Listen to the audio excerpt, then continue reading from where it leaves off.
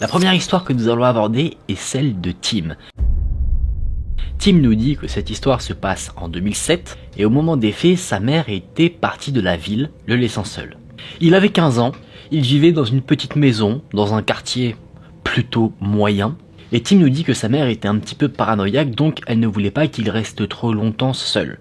Donc évidemment, à ce moment-là, sachant qu'elle allait partir plusieurs jours pour un voyage d'affaires, elle lui a interdit de rester à la maison, elle a dit qu'elle devait aller dormir chez un ami. Cet ami ne vivait pas du tout loin de là où vivait Tim, il se trouvait à une rue à peine, et là où sa mère devait faire un voyage d'affaires, ça se trouvait à peu près 2 heures de route, donc si jamais il y avait une urgence, on va dire que le temps de trajet est raisonnable. Tim était pas très content de la situation, c'est pas qu'il n'aimait pas l'ami chez qui il devait rester, mais c'est qu'à 15 ans, il se considérait comme assez vieux, assez grand pour prendre soin de lui-même.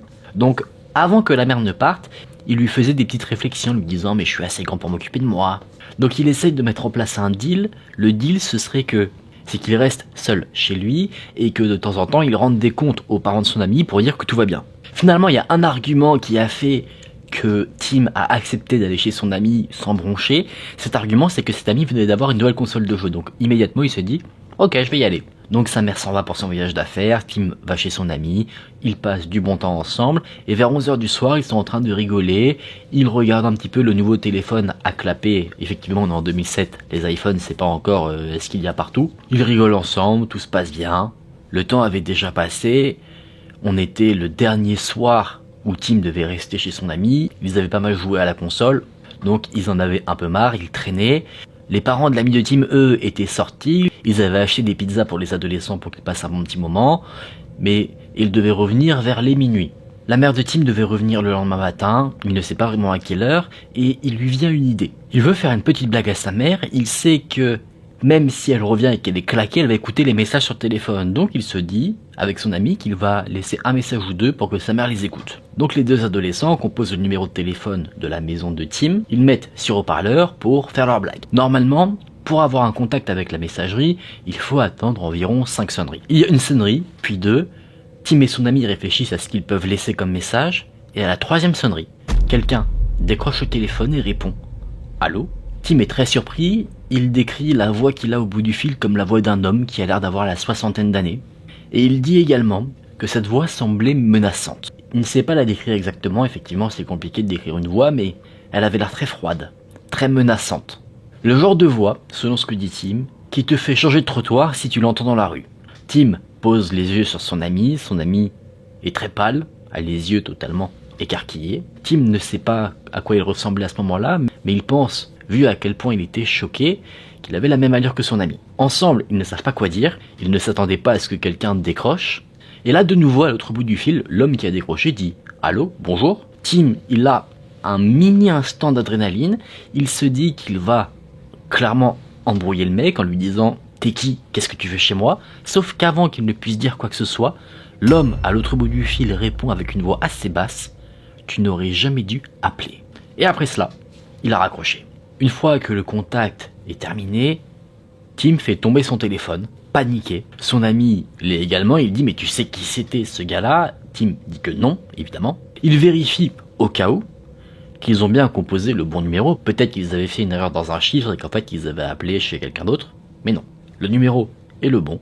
Donc le stress de Tim et de son ami ne descend pas. Ils sont tellement paniqués qu'ils ne savent pas vraiment quoi faire. Ils pensent qu'ils doivent appeler quelqu'un, mais qui? Je sais que pour vous, vous vous dites immédiatement il faut appeler soit la mère, soit la police, mais mettez-vous dans cette situation, ils sont paniqués, ils n'ont pas les idées claires. Plutôt que d'appeler qui que ce soit, Tim et son ami courent dans toute la maison pour s'assurer que toutes les portes et les fenêtres sont bien verrouillées. Ils pensent que peut-être l'homme sait qui est Tim, sait où il est et peut-être qu'il va venir le chercher. Ils ont ensuite appelé les parents de l'ami de Tim. Ils étaient sur le chemin retour à 15 minutes en voiture à peu près. Et eux, les idées claires, ont dit qu'ils allaient s'occuper d'appeler la police et que Tim et son ami devaient rester dans la chambre en attendant. Et donc, pendant une dizaine de minutes, Tim et son ami étaient dans la chambre à ne rien dire, blottis dans un coin de la pièce, à attendre. Ils ont eu un nouvel instant de panique quand la porte de la chambre était en train d'être forcée, il y avait quelqu'un de l'autre côté qui cherchait à l'ouvrir absolument, mais pas d'inquiétude. Les personnes qui étaient de l'autre côté, c'était les parents de l'ami de Tim qui avaient juste oublié qu'ils avaient dit à Tim et son ami de s'enfermer dans la chambre. Mais qu'est-ce qu'il s'est passé après? La police est arrivée à la maison de Tim. Tim, totalement apeuré, ne se souvient pas forcément de ce qui s'est passé, il avait peur d'aller dehors. On lui a posé beaucoup de questions, mais malheureusement il n'a pas pu donner beaucoup de réponses, beaucoup de détails, parce que les seules informations qu'il avait c'était simplement une voix. La police demande donc les clés de la maison à Tim pour rentrer dans la maison. Et il se trouve qu'en fait, la police a demandé les clés parce qu'il n'y avait aucun signe d'effraction. La seule chose qu'il y avait d'étrange, c'était la porte d'entrée qui était grande ouverte, mais qui ne semblait pas avoir été forcée. Donc en fait, il demandait qui avait les clés de la maison. Parce que peut-être une tierce personne, en plus de la mère et de Tim, avait un jeu de clés. Mais non, il n'y avait bien que Tim et sa mère qui en avaient. Dans la maison, tout était en ordre, rien n'avait été mis à sac, et il n'y avait aucun objet de valeur qui semblait avoir été pris. Il y avait par exemple de l'argent sur un meuble qui n'a pas été touché, la télévision était toujours là, un ordi portable qui était sur la table de la cuisine s'y trouvait toujours. Les seuls trucs qui ont été bougés, c'est dans les chambres où des tiroirs étaient ouverts comme si quelqu'un cherchait quelque chose, mais quelque chose de précis. Évidemment, la mère de Tim a été appelée. Elle est rentrée à la maison directement, elle n'a pas attendu le lendemain pour rentrer. La police a cherché, a enquêté, mais n'a trouvé aucune réponse, n'a fait aucune découverte sur qui était l'individu et ce qu'il recherchait. Apeurés par cette situation, la mère de Tim ainsi que Tim ont déménagé. Et quand ils ont emménagé dans leur nouveau logement, là, on va dire que la pression est bien redescendue, ils se sentaient beaucoup mieux. Ils ont réussi à retrouver une certaine sérénité dans leur habitat. Tim ajoute une chose. C'est que la journée du jour où se passent ces événements se passent le soir, Tim était rentré chez lui rapidement pour aller chercher un cahier dans sa chambre. Il assure que tout était en ordre, tout était clean, la porte n'était pas grande ouverte comme elle l'a été retrouvée le soir, mais il dit que dès qu'il a mis les pieds dans la maison, il avait la chair de poule. Il avait un mauvais pressentiment, mais il ne sait pas pourquoi.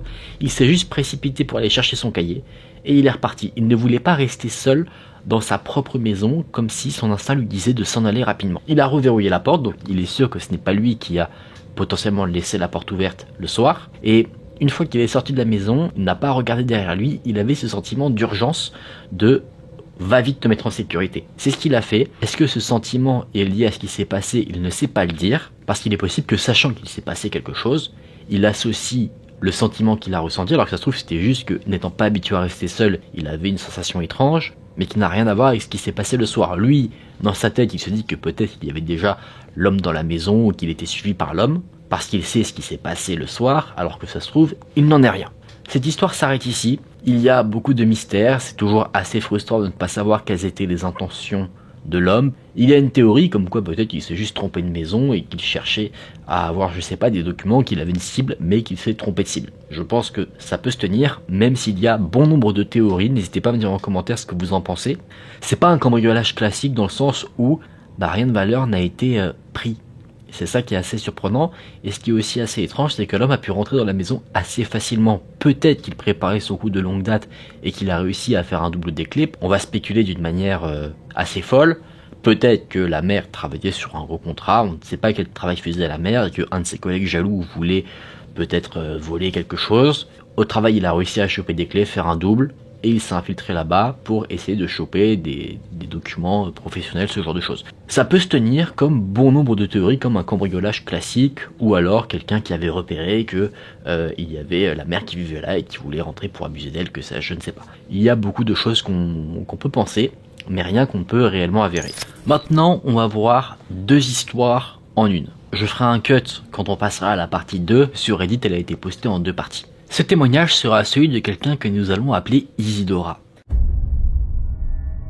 Isidora avait 20 ans, elle a déménagé à Baltimore parce qu'elle cherchait à changer de vie pour détruire une habitude qu'elle avait. Cette habitude, c'était la prise de drogue. Malheureusement, ce déménagement ne l'a pas aidée. Elle n'a pas arrêté d'avoir ses mauvaises habitudes. Elle en achetait beaucoup au point de dépenser quasiment tout son argent, et de par cette habitude, elle a rencontré beaucoup de personnes étranges. Elle dit qu'elle a rencontré beaucoup de personnes qui sont des hacks qu'elle explique comme des chauffeurs de taxi, mais illégales. Ce sont des chauffeurs qui apparemment connaissent l'emplacement des vendeurs de substances, et donc ceux qui consomment ces substances font appel à eux pour aller directement à un point de vente. En plus de ça, ils sont très peu chers. Ils facturent apparemment la moitié du prix d'un chauffeur de taxi classique. Elle a rencontré donc un homme, on va l'appeler Danny, qui était ce type de chauffeur de taxi. Elle n'avait pas l'habitude d'utiliser ce genre de moyen de locomotion, mais une fois, elle en a eu bien besoin parce que elle s'est fait arrêter. par la police alors qu'elle conduisait, et elle était avec un ami, et cet ami avait des drogues sur lui, donc le véhicule a été retiré, ils ont été emmenés au poste, etc. Enfin, il y a eu toute la procédure, et finalement ils ont été libérés, et là, problème, ils ont été libérés un peu tard dans la soirée, donc impossible pour Isidora d'aller chercher sa voiture à la fourrière. Elle doit attendre le lendemain. Donc elle ne sait pas trop quoi faire, et c'est là qu'elle se souvient de la rencontre qu'elle avait fait, le fameux chauffeur de taxi illégal, Danny, et elle se dit pourquoi pas tenter. Elle avait jamais vraiment essayé ce genre de choses, donc elle se dit il y a une première fois à tout. Elle appelle, et là, bingo. Il était assez tard, mais Danny était réveillé, et en plus de ça, il n'était pas très loin de là où se trouvait Isidora. Elle se dit qu'elle a pas mal de chance, après une journée pourrie, donc elle attend, et en 20 minutes à peine, le chauffeur de taxi arrive devant elle. Elle monte dans le véhicule, et elle est assez surprise. Elle essaye de faire une description de Danny, et elle dit que la meilleure description qu'elle peut faire de cet homme, c'est gris. Le décrire en une couleur gris. Sa voiture était grise, l'intérieur était gris, lui est habillé en gris, la couleur de sa peau était pâle, presque grise. Elle dit qu'il est presque effrayant, mais elle ne se pose pas plus de questions que ça parce qu'elle n'a pas les idées claires. Rappelez-vous, c'est quelqu'un qui est addict aux substances, et en plus de ça, il vient, entre guillemets, lui sauver la vie. Peut-être que l'utilisation du terme sauver la vie est un peu extrême, mais il la sort d'un mauvais pas. Elle dit que quand on est accro aux substances, on est habitué à croiser des gens bizarres, et qu'on apprend à passer outre. Il faut savoir qu'Isidora ne voulait pas qu'on la ramène directement chez elle. Elle ne veut pas que des personnes du milieu qu'elle fréquente suite à ses habitudes découvrent où elle vit, donc ce qu'elle demande c'est qu'on la dépose à une gare routière pour qu'elle puisse ensuite prendre un bus et rentrer chez elle. Sauf qu'il est plutôt tard dans la soirée, donc il n'y a plus de bus qui passe. Donc c'est là que ce cher Danny va proposer à Isidora d'aller regarder la télé tranquillement chez lui jusqu'à ce que les bus reprennent du service. Isidora nous dit qu'elle a hésité un petit peu, mais que, voyant que Danny n'avait pas l'air d'être quelqu'un de menaçant, elle a accepté. Ce qu'elle voulait, c'était juste pas traîner dehors, donc elle se dit être chez quelqu'un, pourquoi pas. Danny a remarqué qu'elle était de base un peu hésitante, donc il lui a dit t'en fais pas, je vais rien faire. Il essaie de la rassurer parce que Isidora est quelqu'un qui est assez petite et jeune. Elle avait 20 ans au moment des faits. Et évidemment, la gare routière, de nuit comme ça, c'était pas l'endroit qui était le plus approprié pour une jeune femme, seule, sous l'emprise de substances. Donc les deux vont vers le domicile de Danny. Isidora se souvient qu'il a conduit à peu près une demi-heure pour se rendre jusqu'à chez lui. C'était hors de la ville, pas dans les bois, mais dans une zone assez boisée. Et c'est en s'approchant de sa maison que Danny a commencé à agir assez bizarrement. Danny dit que non loin de chez lui vit un haut gradé de la police qui l'a aidé à se sortir de quelques situations difficiles, et une fois garé dans l'allée, là, Isidora est stupéfaite. Stupéfaite parce que il semble que la maison de Danny ce soit une sorte de petit manoir. Elle est choquée parce que Danny n'était pas très propre sur lui. On pensait qu'il pourrait vivre dans un petit logement. Il a une voiture qui ne respire pas le luxe, qui est un peu sale à l'intérieur, et du coup ça dénotait avec son lieu de vie. Danny a expliqué que la maison était à sa mère, qui était décédée récemment. En plus de ça, il n'avait pas un travail qui lui faisait gagner des sommes astronomiques. Il était chauffeur de taxi illégal. Une fois rentré à l'intérieur du domicile, là, Isidora constate que l'intérieur est à l'image de la personne qui y vit. C'est-à-dire que bien de l'extérieur, ça semblait être quelque chose de pas luxueux, mais d'assez beau. À l'intérieur, c'était très poussiéreux et c'était en désordre. Quelque chose qui a marqué Isidora, bien qu'elle ne soit pas restée longtemps dans cette pièce, c'est la cuisine, car l'évier était rempli de choses, et il y avait une sorte de petite nappe, pas une serviette mais un torchon, qui cachait ce qu'il y avait dedans, mais on voyait que c'était assez rempli. Elle suppose que c'était de la vaisselle, sale, mais encore une fois, il faut se remettre dans le contexte. Tout ça pour vous, quand vous écoutez le témoignage d'Isidora, ça vous provoque sûrement plein de red flags. Elle est pas dans son état normal, donc les red flags n'apparaissent pas tout de suite. Dans les vapes, parce que je ne vous l'ai peut-être pas dit, mais à ce moment-là, Isidora avait consommé des substances, donc ça faisait encore effet dans son corps. Elle demande où se trouve la salle de bain pour se mettre un peu d'eau sur le visage et essayer de retrouver les idées claires. Après s'être passé un peu d'eau sur le visage, Isidora revient dans le salon, elle regarde un petit peu l'environnement, elle essaie de voir la porte d'entrée, quel type de serrure il y a, au cas où qu'elle doive se créer une solution de fuite, de sortie, rapidement. Elle espère qu'elle n'en aura pas besoin, mais elle essaye d'être prévoyante. Sauf que alors qu'elle voulait s'approcher de la porte d'entrée pour analyser un peu la chose, elle a été interrompue par Danny qui lui a apporté un verre d'eau ainsi que des pilules. Évidemment, Isidora demandait à quoi servaient ces pilules et il lui a dit que c'était des sortes de somnifères pour dormir. Il était 3 heures du matin, la gare routière devait ouvrir à peu près 6 heures. Donc elle se dit qu'elle a juste à patienter 2 heures avant de devoir partir reprendre la voiture pour aller à la gare routière. Pour elle, dormir est inutile, il n'aurait même pas le temps de faire une petite sieste, mais Danny est insistant, donc finalement elle dit « Allez, pourquoi pas ?» Elle prend les pilules, elle les met dans sa bouche et elle boit le verre d'eau qu'on lui a donné. Elle demande d'en avoir un autre et Danny part donc avec le verre pour le remplir de nouveau. Isidora n'a pas avalé les pilules. Elle les a juste cachées dans un coin de sa bouche et une fois que Danny est hors de vue, elle les a retirées et cachées sous le canapé. Mais elle se dit qu'elle n'aurait peut-être même pas dû boire l'eau parce que peut-être qu'il y avait même dans le verre d'eau quelque chose. Danny revient avec un nouveau verre d'eau et ensuite Isidora et cet homme parlent de tout et de rien. Danny va poser quelques questions. Des questions assez bizarres sur les substances, demandant quelle substance assomme quelqu'un, on va dire lui fait perdre connaissance. Combien de doses il aurait besoin, par exemple, pour quelqu'un du gabarit d'Isidora. Évidemment, Isidora est mal à l'aise, mais elle essaye d'agir comme quelqu'un qui n'a pas peur. Danny essaie d'être tactile avec la jeune fille. Elle, à chaque fois, elle rentre dans le jeu, mais en prenant quelques précautions.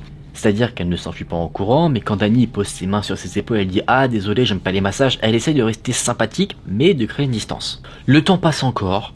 Isidora attend sur le canapé que le temps passe. Danny, lui, fait un peu les 100 pas. Il parle de comment il a récupéré tous les petits bibelots qu'il a chez lui, comment sa mère est décédée, et Isidora est de plus en plus mal à l'aise. D'un côté, elle espère juste qu'elle interprète mal les événements et qu'en fait, Danny est juste quelqu'un de très solitaire, mais pas dangereux, mais de l'autre côté, elle se doute bien qu'elle est en très mauvaise posture.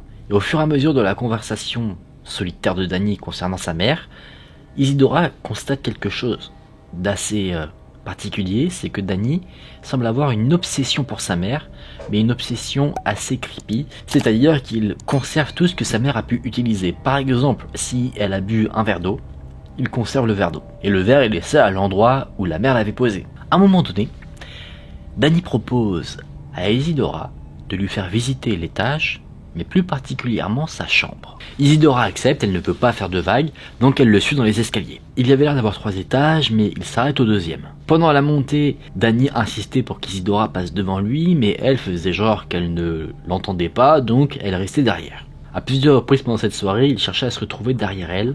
Pourquoi? On ne le sait pas. À ce stade-là, elle s'attend à voir le corps de la mère de Danny quelque part. Sachant qu'il a cette obsession de garder tout ce qu'elle a touché, elle se dit, il peut être tellement fou qu'il a carrément gardé le corps de sa mère. Et c'est vrai qu'après tout ce qu'Isidora a dit, on peut se dire que c'est possible. Mais finalement, il n'en a rien. Dans la chambre, il n'y a rien de particulier, à part de la poussière et des bibelots. Danny invite ou oblige Isidora à s'asseoir sur le lit. Et de nouveau, Danny, en s'asseyant de l'autre côté du lit, reparle de sa mère. Et c'est là que Danny va plonger ses yeux dans ceux d'Isidora, et il va lui dire « Tu es si belle, on dirait une petite fille, et je suis sûr que les petites filles t'aiment bien. » Isidora essaye de ne pas paniquer, ou en tout cas elle essaye de ne pas montrer qu'elle panique, et elle essaye de remettre la conversation sur le sujet de la mère.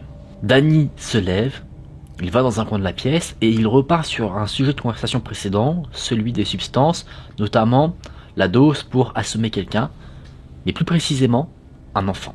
Il me demande comment il pourrait faire pour garder un enfant dans les vapes pendant de longues périodes, sans pour autant le tuer. Isidora est très mal à l'aise. Elle veut sortir, elle dit « faut que j'aille aux toilettes », sauf que Danny agit comme s'il n'entendait pas, et il lui dit « je vais te montrer quelque chose ». Il ouvre la porte d'un placard, ce qui semble être la porte d'un placard, et en fait c'était pas un placard, c'était une porte qui donnait sur un renfoncement dans le mur. Et dans ce renfoncement, Isidora, elle voit la pire chose de sa vie. Elle voit qu'il y a un lit qui est adapté non pas pour un adulte mais pour un enfant, et il y a des sortes de sangles de chaque côté, et Isidora clairement comprend à quoi ça sert à contraindre quelqu'un, pour que quelqu'un ne puisse pas se défendre. Si vous ne l'avez pas compris, Danny avait une sorte de mini pièce chez lui pour contraindre un enfant à faire ce qu'il désire. N'en pouvant plus, Isidora sort de la pièce, elle prétend qu'elle va aux toilettes, et elle sort son téléphone dans l'escalier, alors que son téléphone n'avait plus de batterie, qu'il était mort, et elle fait genre qu'elle appelle un ami. Elle simule une conversation avec quelqu'un. Le contenu de la conversation n'est pas très intéressant, en gros, elle donne des points clés de ce qui s'est passé, qu'elle est chez le conducteur de taxi qu'elle avait rencontré plus tôt, etc., etc. Mais en tout cas, ce qu'elle arrive à faire croire à Danny, c'est que l'ami avec qui Elle fait croire qu'elle est au téléphone, va venir la chercher à l'arrêt de bus, donc il faut la ramener maintenant. Elle a jeté un coup d'œil à Danny quand elle a donné cette information, et elle se souvient très bien du regard qu'il a eu. Un regard très sombre, un regard presque pervers. Isidora continue d'avoir ce comportement, le comportement où elle fait semblant de n'avoir rien vu d'étrange ou de flippant. Elle joue la comédie, elle fait croire que tout ce qui se passe est normal. Mais elle fait comprendre, quand même, que bien que ce soit un mensonge, qu'elle a parlé de lui à son ami, et donc il est identifié, et qu'on sait que c'est avec lui qu'Isidora a été pour la dernière fois. Donc si jamais il se passe quelque chose, le Danny, il devrait flipper, parce que les gens savent qu'Isidora était avec lui, si jamais il lui arrive quelque chose. Alors que c'est totalement faux. Personne n'est au courant. Heureusement, Isidora a été ramenée en sécurité à la gare routière. Danny était un peu bizarre sur le chemin, mais il n'a pas eu un comportement déplacé ou quoi que ce soit. Il était assez silencieux. Et c'est là que se termine ce qu'Isidora appelle sa première rencontre avec un tueur en série. Je vous l'ai dit, cette histoire est en deux parties parce qu'il y a eu une seconde rencontre avec le même homme que je vais vous décrire maintenant. Après la première rencontre avec Danny, Isidora a contacté un de ses amis qui travaillait à la police. Elle avait, quand Danny l'a déposé dans la première partie à la gare routière, noté sa plaque d'immatriculation. Elle avait également son numéro de téléphone, son nom. Donc elle a donné toutes ces informations à son ami et elle a décrit également ce qui s'était passé chez lui. Pendant les 2 semaines qui ont suivi cette première rencontre, Isidora était en alerte. Elle a reçu quelques appels masqués auxquels elle n'a pas répondu. Elle ne sait pas si c'était lui ou pas, même si elle le suppose. Et elle a mis donc 2 semaines avant de reprendre le cours de sa vie normale. Elle se dit que peut-être elle a exagéré ce qui s'était passé, qu'elle était trop sous l'emprise de substances et que du coup elle a exagéré tout ce qu'elle a pu voir alors qu'en fait il n'y avait rien de choquant, même si on sait que si. Et un jour, Tom, un ami et elle ont décidé de faire un petit tour en ville. Le but de ce petit tour en ville, c'était récupérer la dose de substance dont avait besoin Isidora pour combler son addiction. Ça devait leur durer ensuite pour 2-3 jours. Isidora est consciente, quand elle écrit cela, qu'elle était quand même sacrément accro. Et bien au moment d'aller faire ce tour en ville, elle décide de prendre plus que d'habitude. Et elle ne sait pas pourquoi, mais le voyage pour aller récupérer sa dose a été assez compliqué. Ils sont partis en retard, sur la route il y a eu un accident. Vous savez, quand vous avez un rendez-vous à faire et que tout sur votre route se dresse contre vous, vous vous dites cette journée elle va être pourrie. C'est ce qui s'est passé à ce moment-là pour Isidora, et ça a continué quand elle est arrivée, parce que le contact qui devait lui vendre ses substances, voyant qu'elle n'arrivait pas ou qu'elle était en retard, il est parti. Elle décide donc de contacter un autre vendeur qui lui vend à côté d'un restaurant, le restaurant de Donuts, où elle avait rencontré Danny, la première fois.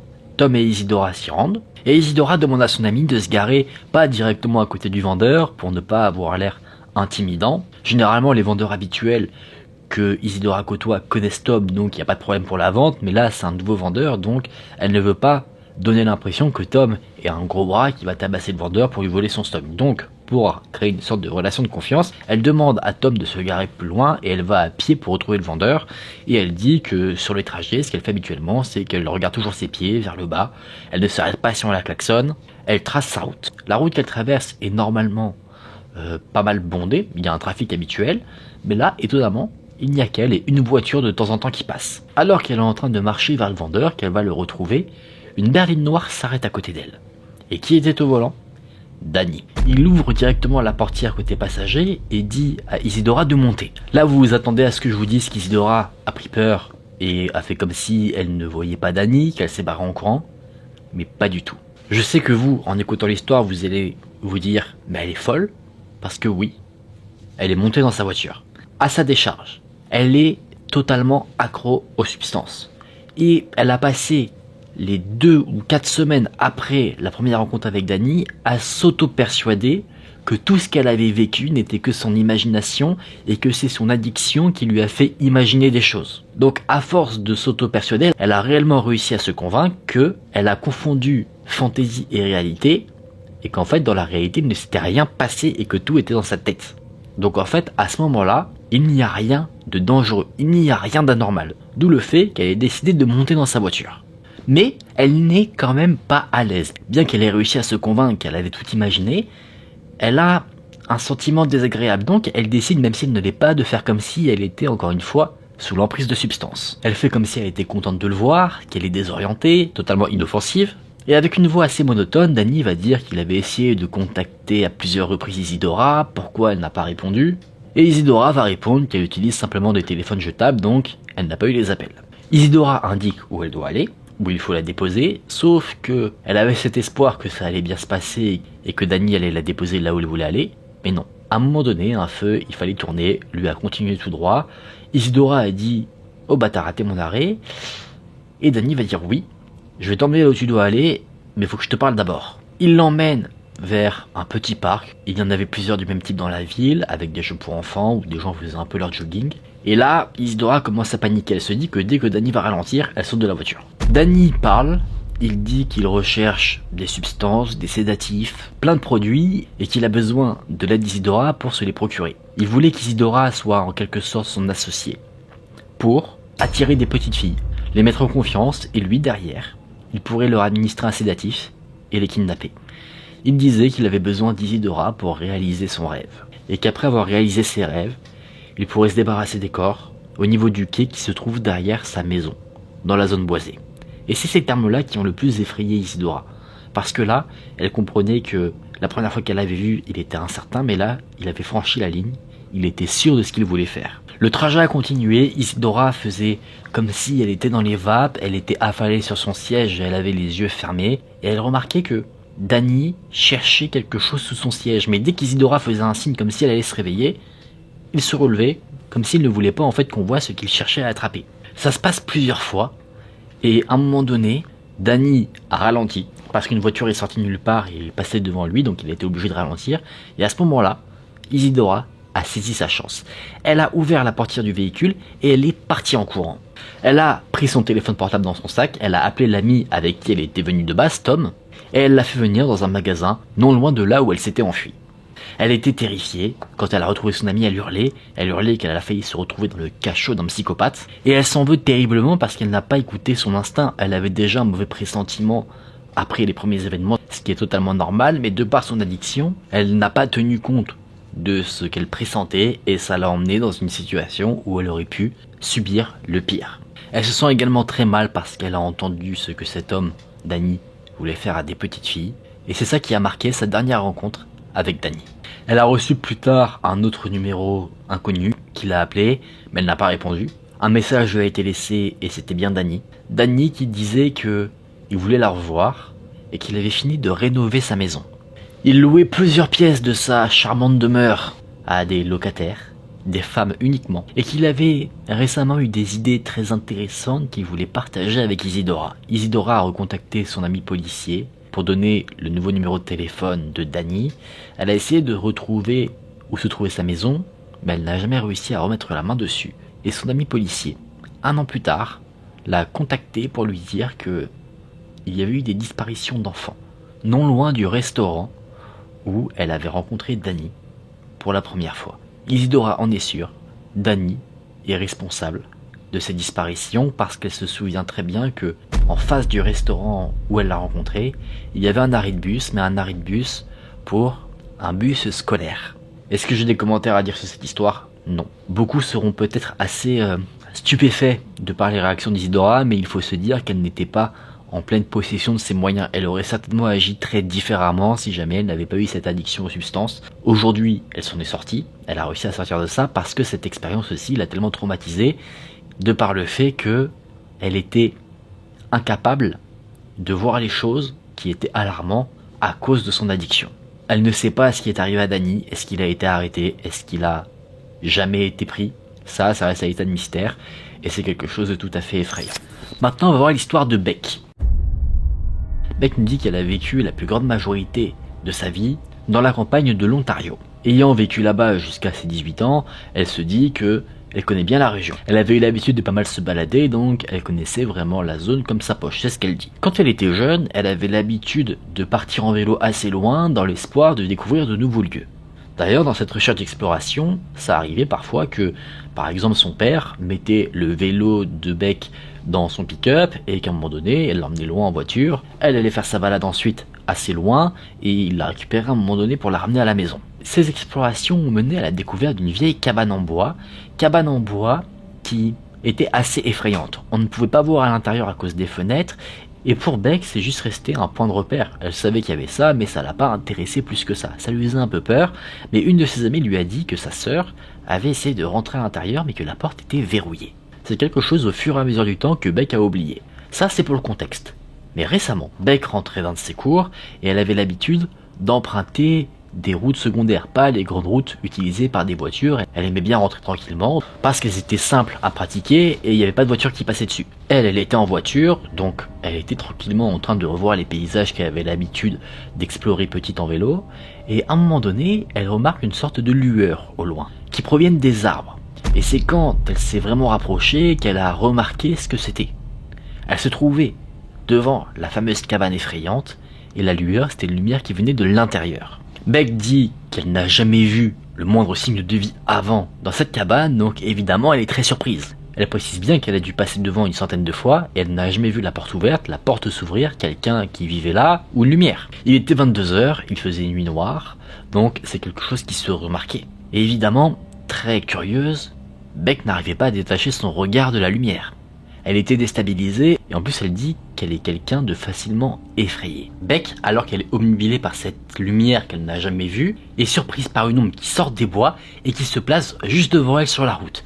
D'un coup, elle appuie sur la pédale de frein pour s'arrêter. Elle pense qu'elle a affaire à un animal, à un cerf. Elle est assez sous le choc, elle a eu son permis depuis pas longtemps, donc elle pensait qu'elle allait créer un accident, elle n'était pas du tout à l'aise avec ça, mais fort heureusement, il ne s'est rien passé, elle allait pas très vite, donc elle a pu arrêter son véhicule rapidement. Et avec la lumière de ses phares de voiture, elle se rend compte que ce n'était pas un cerf qu'elle a failli écraser, mais un homme. Ce qu'elle a devant elle, c'est un homme assez vieux, avec les cheveux ébouriffés, et elle se dit, mon Dieu, j'ai failli en fait tuer quelqu'un. L'homme, doucement, va vers la fenêtre du véhicule de Beck, tape à la fenêtre, et Beck, bien que naïve comme elle se décrit, elle n'est pas stupide. Donc plutôt que d'ouvrir la fenêtre en grand, elle l'ouvre juste à un tout petit écart, et elle demande à l'homme si tout va bien et qu'est-ce qu'il fait au milieu de la route. L'homme ne répond pas à toutes les questions, il a une voix très froide, c'est comme si en fait il n'était pas là, et il dit qu'en fait il a eu un accident avec son pick-up un peu plus loin sur la route. Beck est assez sous le choc, elle a peur, elle est au milieu de nulle part avec un vieil homme, et l'homme lui dit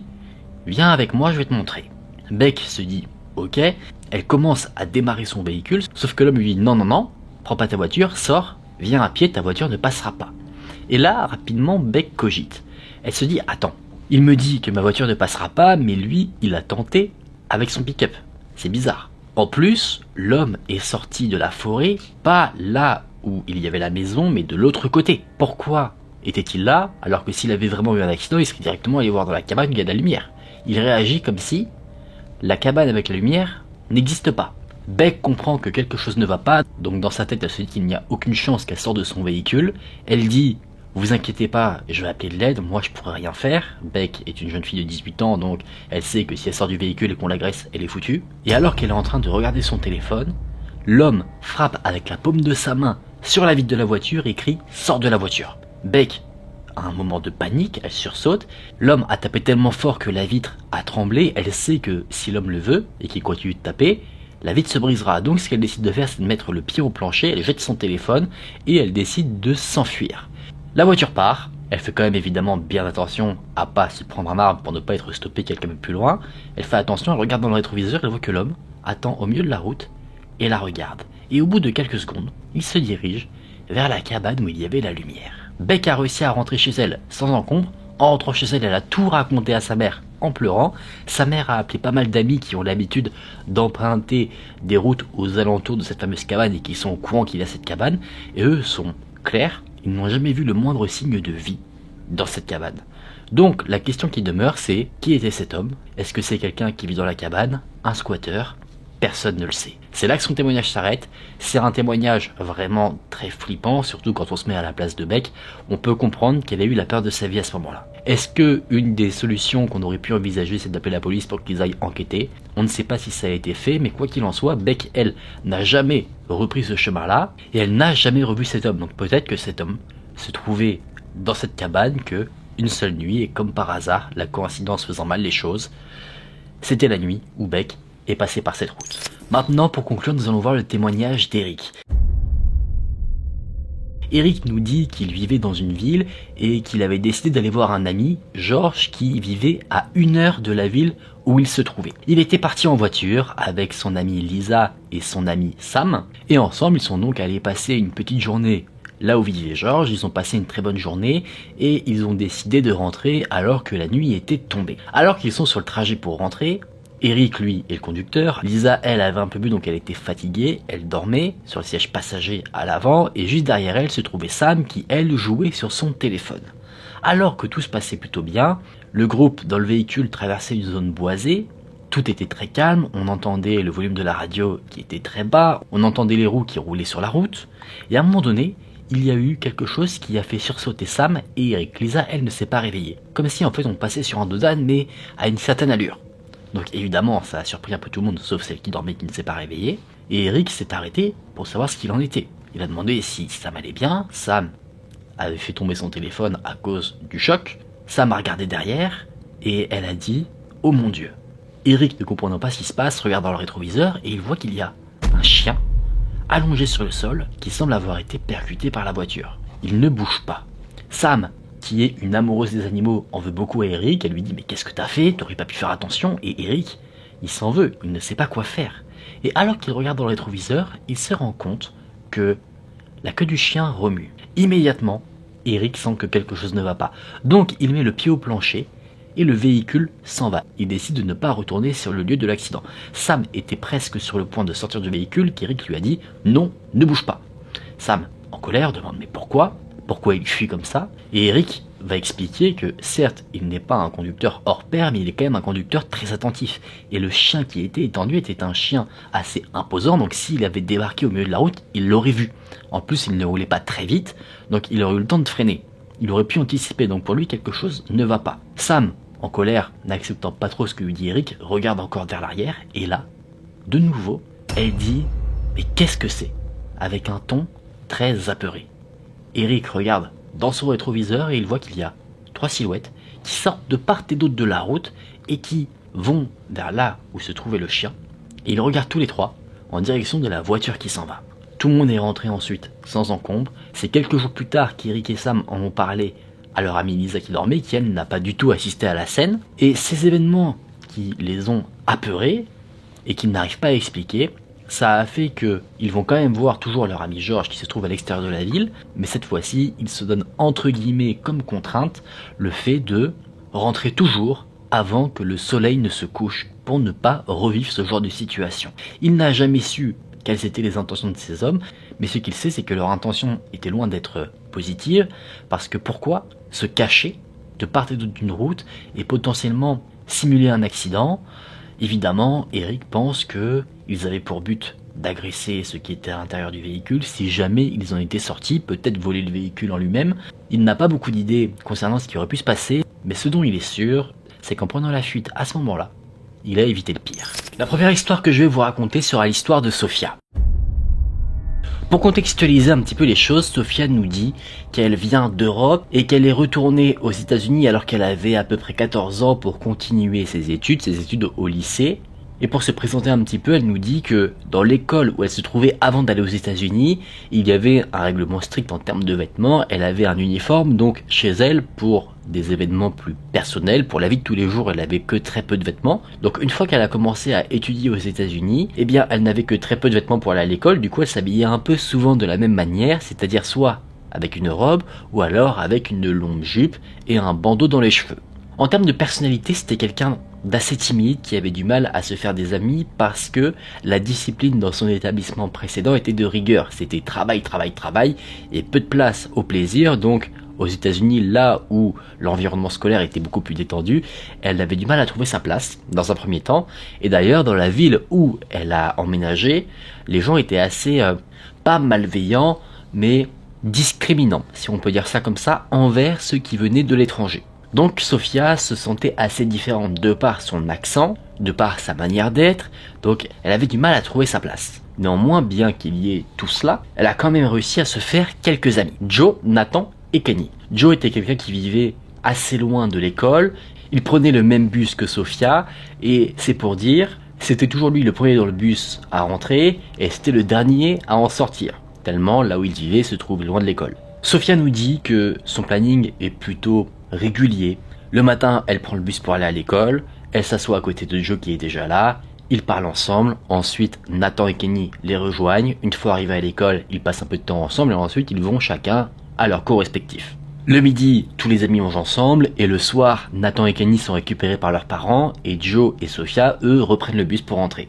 Elle ne sait plus vraiment comment ça s'est passé, mais Joe et Sofia ont commencé à se fréquenter de manière un peu plus intime. En soi, leur relation n'a pas réellement changé parce qu'ils étaient déjà très complices, mais en gros, ils font des trucs de jeunes couples, c'est-à-dire qu'ils se donnent la main, ils sont un peu plus tactiles, ce genre de choses. Sofia est assez heureuse dans son couple, Joe est quelqu'un de vraiment super, qui fait très attention à elle.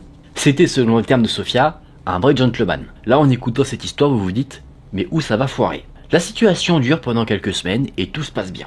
Le seul petit couac dans cette relation, c'est que mis à part à l'école, Joe et Sofia n'arrivent pas vraiment à se voir, parce que Joe habite très loin, donc une fois que l'école est terminée, il prend le bus, il rentre à la maison, et ils ont du mal à se voir en dehors de l'école, donc en fait, le principal lieu où ils interagissent ensemble, c'est l'école. En plus, la mère de Joe était quelqu'un d'assez intrusive, donc elle refusait toujours que Joe et Sofia se voient en dehors de l'école. Et Sofia a remarqué certaines choses, d'ailleurs, par rapport à la mère de Joe. C'est que de temps en temps, Joe avait des traces de bleu, de coups, sur lui. Mais Joe disait à chaque fois que c'était à cause de ses frères, qu'ils se chamaillaient entre eux et que c'était à cause de cela qu'il avait des marques sur le corps. Et évidemment, étant jeune et un peu naïve, Sofia croit à ce que Joe lui dit. Pourquoi elle en douterait? Un jour, alors qu'il n'y a qu'une demi-journée d'école de prévue, Joe propose à Sofia de passer l'après-midi chez elle. Sofia est très contente, ses parents, eux, ne voyaient aucun problème à cela, et plus tard dans l'après-midi, ils étaient même ok, il lui avait déjà proposé de ramener Joe chez lui. Sofia était excitée, elle se disait enfin on va pouvoir passer du temps ensemble en dehors de l'école, sauf que le jour J, problème. Un des frères de Joe a entendu parler de ce qui était prévu et il a tout raconté à la mère. La mère a appelé l'école directement, elle a demandé à avoir Joe au téléphone et elle lui a dit de rentrer à l'heure à la maison dès que l'école était terminée, sinon il allait connaître un monde de souffrance. Évidemment, dit comme ça, tout le monde pense que c'est quelque chose d'assez imagé, quelque chose de métaphorique. Alors que dans la réalité des choses, il était probable qu'elle soit très premier degré vis-à-vis de ces termes. Donc, assez déçus, Joe et Sofia reprennent le bus pour rentrer, mais Joe n'en démord pas, il dit t'inquiète pas, je vais tout faire pour venir. Il dit à Sofia de rentrer à la maison, que lui va rentrer chez lui, parler à sa mère, et qu'il allait revenir derrière, reprendre un autre bus pour aller la voir, et faire ce qui était prévu.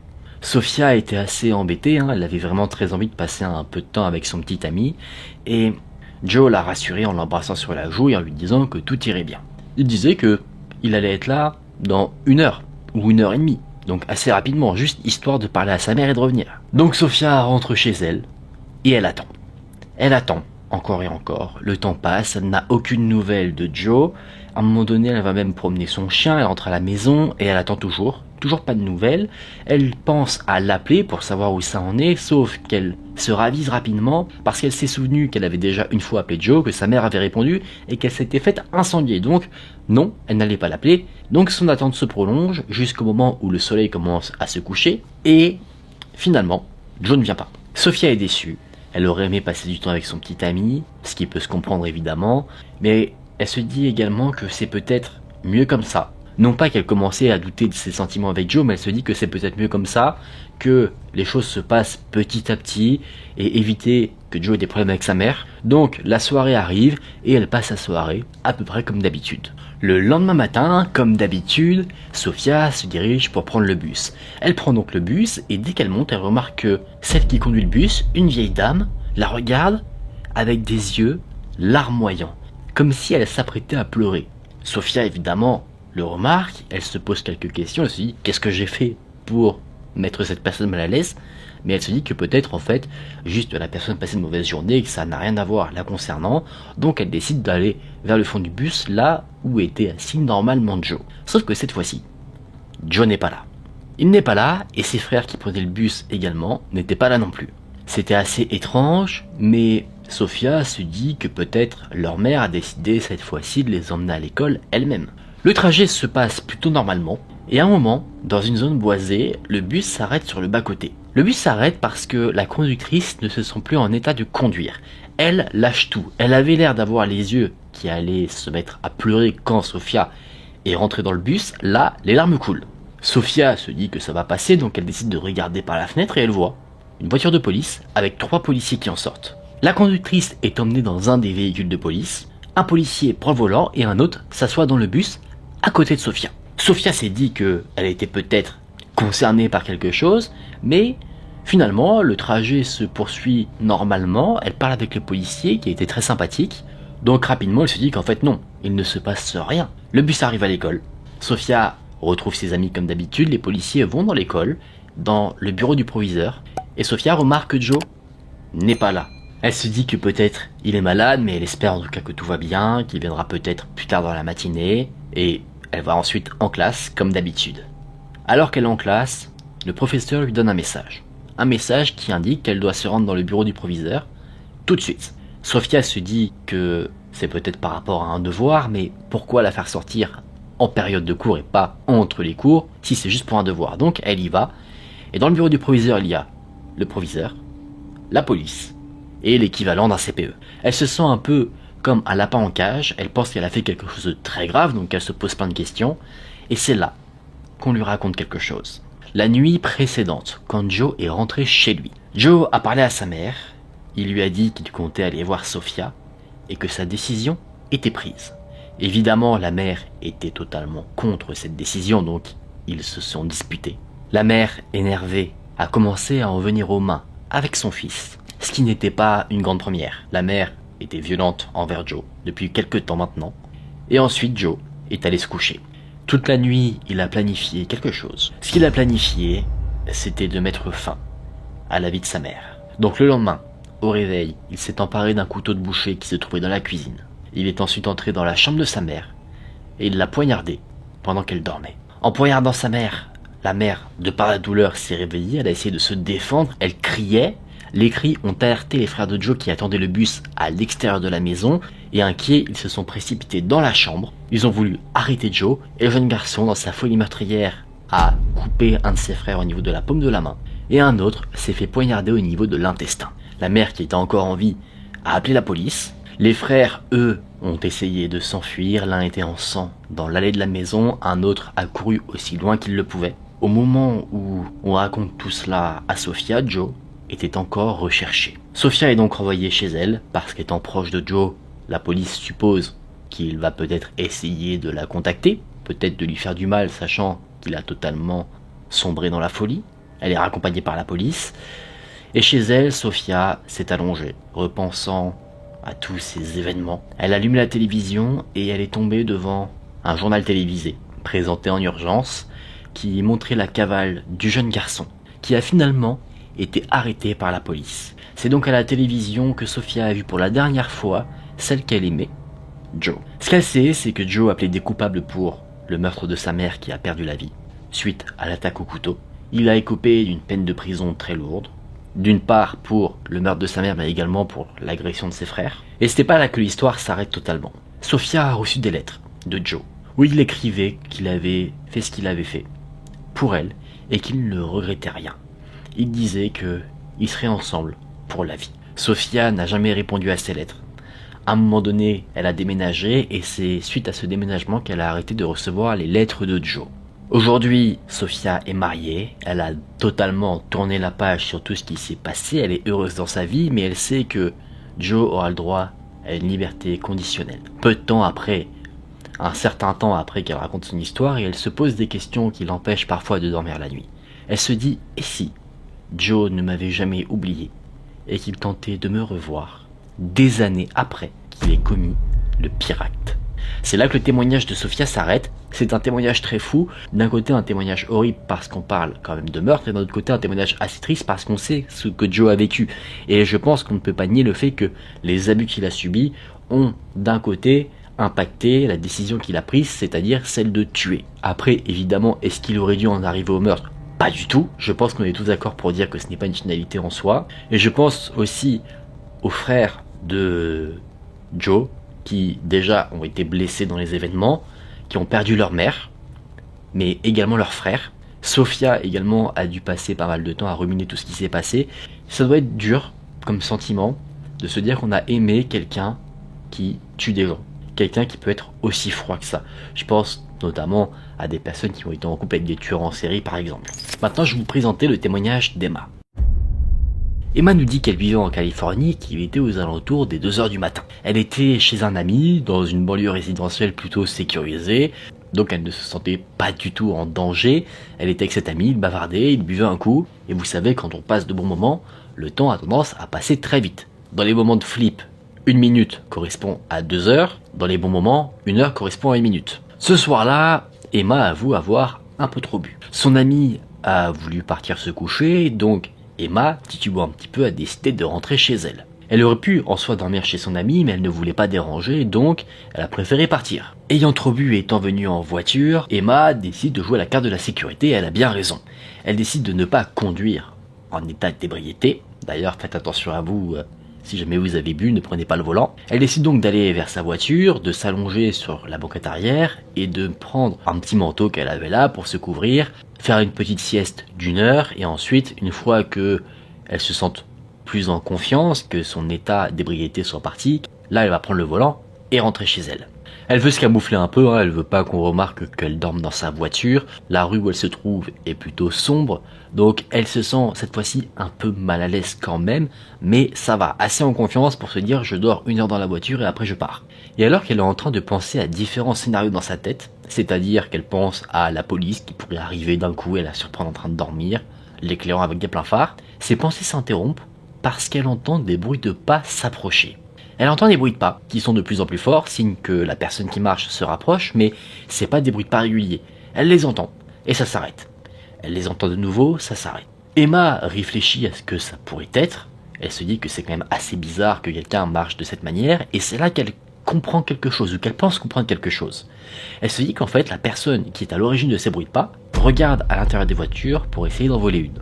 Ce qui expliquerait le fait qu'on entend des bruits de pas, il va vers une voiture, il s'arrête pour regarder, d'où le fait qu'il y ait un silence, il reprend sa route, etc., etc. Et alors qu'elle est en train de se dire tout cela, elle pose ses yeux sur une de ses vitres, et elle voit que l'homme est juste à côté de sa voiture. Sophia s'était un peu cachée de base, donc elle reste immobile pour donner l'illusion que la voiture est vide, sauf que l'homme lui dit « je te vois ». Mais il ne lui dit pas de la manière dont je viens de vous le dire. Il lui dit en imitant la voix d'un enfant. L'homme, lui, a l'air d'avoir 40 ans, donc vous en conviendrez, la situation est assez malsaine. Emma décide de ne pas réagir. Elle joue la morte parce que elle se dit que peut-être l'homme dit ça à chaque voiture pour voir s'il y a quelqu'un dans la voiture et que la personne réagisse, mais qu'en fait, il ne sait pas s'il y a quelqu'un ou pas. Donc Emma se dit, je fais la morte, je fais croire qu'il n'y a personne, et à force d'y croire, les autres vont le croire aussi. Emma reste donc figée, elle fait le moins de bruit possible, en retenant même sa respiration, et elle entend que l'homme fait le tour de la voiture, essaye d'ouvrir les portières, le coffre, pour voir s'il y avait peut-être une alarme. Et alors qu'il tire sur la poignée de la porte qui se trouve à côté de la tête d'Emma, il répète encore « Je te vois ». Là, pour Emma, c'est clair, le ton est différent, il est plus agité. Elle comprend que l'homme l'a vraiment vue. Emma reste dans son rôle même si elle sait qu'elle est cramée, et elle entend comme du son de métal taper sur la vitre. Elle ne sait pas si c'est un couteau, un caillou qui est utilisé, des clés, un pied de biche. Elle ne veut pas regarder parce que ça dévoilerait directement qu'elle est là. Et l'homme va continuer de parler. Il va dire avec une voix basse et un ton assez posé « Je m'appelle Pokerface. Comment t'appelles-tu » Et alors qu'Emma était là, prête à accepter son sort et se dire qu'elle allait se faire tuer, peut-être qu'elle allait se faire même abuser, qu'on allait lui faire du mal, elle a entendu des bruits de pas s'éloigner. Emma est restée figée, totalement immobile d'une part pour ne pas montrer qu'elle était bien là, mais également paralysée par la peur, parce qu'elle se demandait ce que faisait cet homme-là, à regarder dans les voitures, quelles étaient ses intentions, mais ce qui est sûr, c'est que l'homme était parti. Emma a patienté, pendant longtemps jusqu'à ce que le soleil pointe le bout de son nez, et dès que les premières lueurs du jour se sont présentées devant elle, elle s'est mise sur le siège conducteur et elle est partie à toute allure. C'est là que le témoignage d'Emma se termine, une rencontre édifiante. Qui était ce Pokerface? Était-il quelqu'un qui cherchait une victime? Était-il quelqu'un qui avait peut-être comme Emma trop bu et qui voulait juste faire peur? Ça, c'est tout le mystère de ce thread d'horreur. J'en profite de cette petite interlude avant de passer à la troisième histoire pour vous rappeler le petit challenge de cette vidéo. N'hésitez pas à laisser un commentaire, c'est vraiment très important d'une part pour que je puisse voir qui vous êtes vous, ceux qui regardez la vidéo. Ce serait incroyable de réussir un jour à faire ce fameux une vue, un commentaire. Donc s'il vous plaît, vraiment jouez le jeu. J'ai vraiment envie de mettre un nom ou un pseudo derrière un chiffre, derrière le nombre de vues. Donc vraiment, c'est très important. Évidemment, comme vous le savez, ça aide également pour le référencement de la vidéo. S'il vous plaît, si la vidéo vous plaît, n'hésitez pas à laisser un j'aime. Et si vous n'êtes pas encore abonné, faites-le, c'est vraiment très important. Je compte sur vous. Et on est parti maintenant pour se plonger sur cette troisième histoire qui sera l'histoire de Caleb. Nous sommes au milieu de l'été et les parents de Caleb ont décidé de passer le week-end dans leur maison secondaire à Cape Cod. C'est une ville qui se trouve dans le Massachusetts. Ça se trouvait à 2 heures de route de là où vivait Caleb, donc pour les parents il n'y avait pas vraiment de souci de laisser Caleb seul à la maison pendant que eux allaient passer un week-end là-bas. La mère de Caleb avait tout prévu, elle avait cuisiné des plats pour que Caleb mange tranquillement, qu'il n'ait pas à se commander des pizzas tous les soirs. Il lui a fait des petits trucs qu'il a juste à mettre au micro-ondes pour manger. Après, évidemment, il avait quand même le droit de se faire un petit plaisir. Il avait un peu d'argent pour se commander un soir une pizza si jamais il voulait. En gros, ils avaient tout prévu pour que Caleb soit bien. Et vous savez peut-être de quoi je parle si jamais vous avez déjà eu l'occasion de passer des soirées seules chez vous quand les parents allaient dîner à l'extérieur ou quoi. C'était les meilleures soirées de notre jeunesse. Pour Caleb, c'est la fête. Déjà la première nuit, il se couche vers 3 heures du matin, il a passé sa soirée à jouer aux jeux vidéo, il était refait. Donc vu qu'il s'était couché assez tard, le lendemain il s'est levé assez tard également. On est le week-end, donc on s'en fiche un petit peu, on profite. Quand il se réveille, il regarde son téléphone, il a vu qu'il était 13 heures et il s'est vite préparé parce qu'il avait rendez-vous avec des amis pour jouer au hockey à 15 heures. Caleb nous dit qu'il est quelqu'un qui apprécie les très longues douches. Et là, sachant que ses parents sont pas là, il était dans la douche pendant à peu près 45 minutes à regarder sur son téléphone des trucs, Twitter, Reddit, les réseaux sociaux, quand il a entendu quelque chose. Il a entendu la porte d'entrée de sa maison s'ouvrir. Il nous dit que sa salle de bain se trouve à côté du haut des escaliers qui, eux, se trouvent juste devant la porte d'entrée. Caleb est à la douche, il essaye d'entendre le moindre son, mais rien. Il se dit donc que c'est peut-être le vent, ou peut-être même que c'était ses parents qui étaient rentrés plus tôt. Il sort de la douche, il met sa petite serviette, et il va voir tranquillement pour en avoir le cœur net. Caleb descend tout doucement les escaliers qui grincent à chaque pas. Il ne sait pas vraiment pourquoi il cherche à être discret, mais c'est à ce moment-là comme un réflexe.